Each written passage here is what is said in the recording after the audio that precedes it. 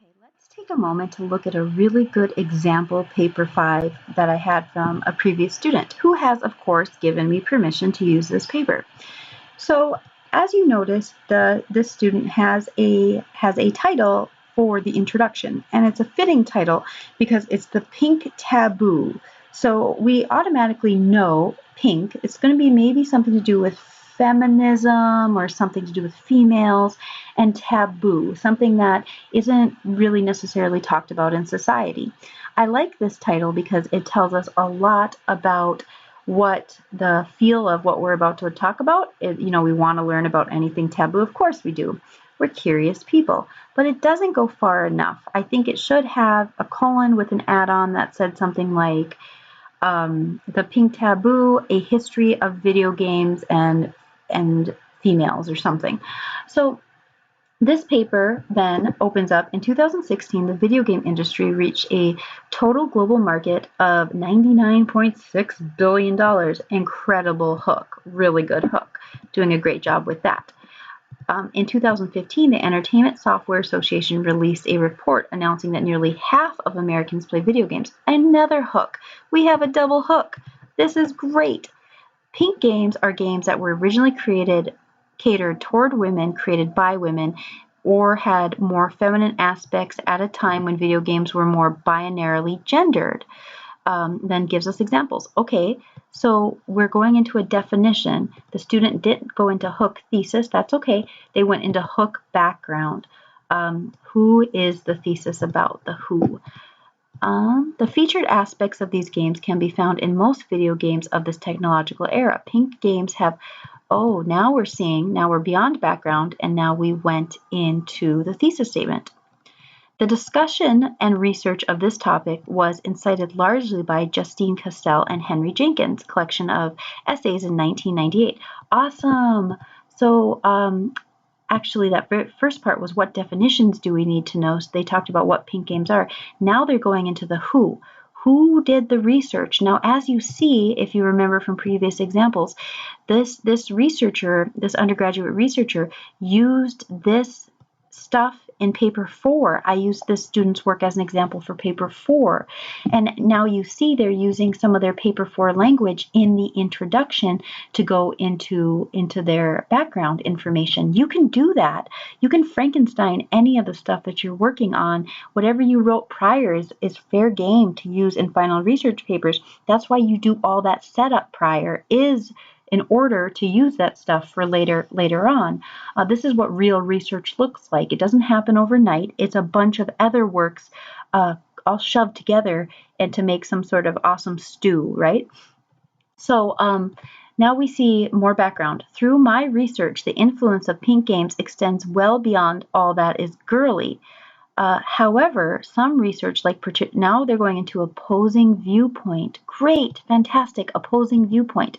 So as you see, this student only went into who is their thesis about and what are the definitions. Didn't talk about where, didn't talk about necessarily why it's important to the reader. When did this start? Kind of, we got some of that, 1998. We got some of that as far as when the research started. And how. So really only focus on 2 of the W's here. That's okay. And then we get the opposing viewpoints. We already have the student's working thesis. Now let's see if we can find a clear map. While I maintain that overtly stereotypical feminine video games are not prevalent, their impact lies in the popularization of plot-based style, number 1, claim 1, casual style video games, claim 2, as well as advanced progress of human-computer interactions and gameplay, claim 3. So I clearly see all their claims. This student shoved in a very concise way everything they needed to know. Now this is a paper 5 introduction. Remember, paper 5 introductions, which they draft to your final, are quite different than your final. I expect your final to be beefier. So you can imagine what I told this student after reviewing this work. Yes, they technically have everything included in a research project. However, I want some more beef in the background in the background, and I want some more credence given to the opposing viewpoint. That's what I told this student. But this was a very good paper 5, very good. The paper 6 would need that stuff. Perfect amount for paper 5. The influence of pink games. So the student then is going, the pink taboo, their introduction, now they're going into the influence of pink games, and that is their actual claims. So we have some problems here. We see 3 titles or 3 headings right in a row. Then that's not correct. You never have a heading and then another heading. This comes from this is very, okay, I will skip a lot of what I'm about to say. I was about to go into a huge aside. But basically, way back in Greek and Roman times, they said you can never have a 1 without a 2. If you didn't have 2 of something, you wouldn't know there was 2. There would only ever be 1, so that would just be it. That would be the only thing. Well, that idea is kind of permeated into modern writing and how we go about doing headings, right? And so anytime you write a heading, you need to have a bunch of words after it, like prose, and then you can go into another heading. So like from here, everything I'm about to highlight, that's correct. A heading, some words, another heading. But you never like say a heading and then go immediately into another heading and then immediately into another heading. So this is wrong 3 times in a row, not just twice. Usually I get a lot of students who will do 2, but this is 3. So the pink taboo really is the title of the introduction. And if we were to get rid of this, then that would mean they were still in the introduction because it would show that there's a level 2 in the introduction under the introduction. So we don't want that. She wants to go into the body. So she needs to go into women and girls value stories and get rid of these 2. Instead of making this a level 3, make this a level 1 and then do her thing.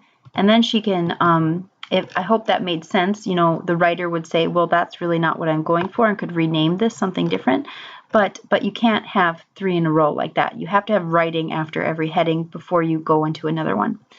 Okay, so women and girls value stories. It wasn't until 1996 that the interests of girls in relevance to video games were researched by creator and head of Purple Moon, Brenda Laurel, set out to make games with girls in mind.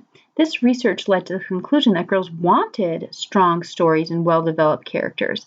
Laurel worked to expand these possibilities of video games beyond the violence that was frequent in most popular video games at the time.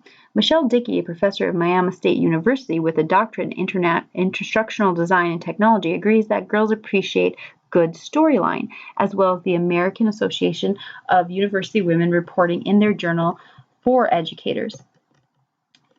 And then, so that's like a setup to her claims, what she was about to do. So that's perfect under a beginning intro to your claims. You can have a small little setup to your claims. That's fine.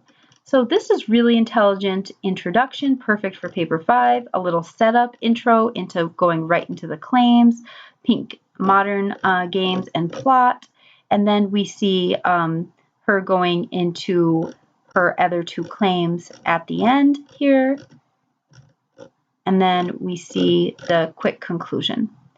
So this paper, really good, quality work for paper 5, does a lot of stuff right. I really want to go over into detail the introduction and 1 CSE. So let's go over 1 CSE now.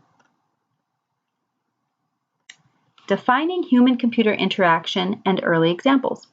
The first video game was OXO, designed on a calculator and was just a simple electronic tic-tac-toe. The computer was assigned the basic task of responding after a player input X or an O, utilizing minimal human-computer interaction. So now she's giving us more background. What this student does a lot and very well, as you see, and everyone has a different style, but this student particularly likes background information. So we got maybe not enough in the original intro, but we're seeing it inserted in each of the claim sections, which is fine. And we also saw a little bit of a background setup right before the claim sections, which is also fine.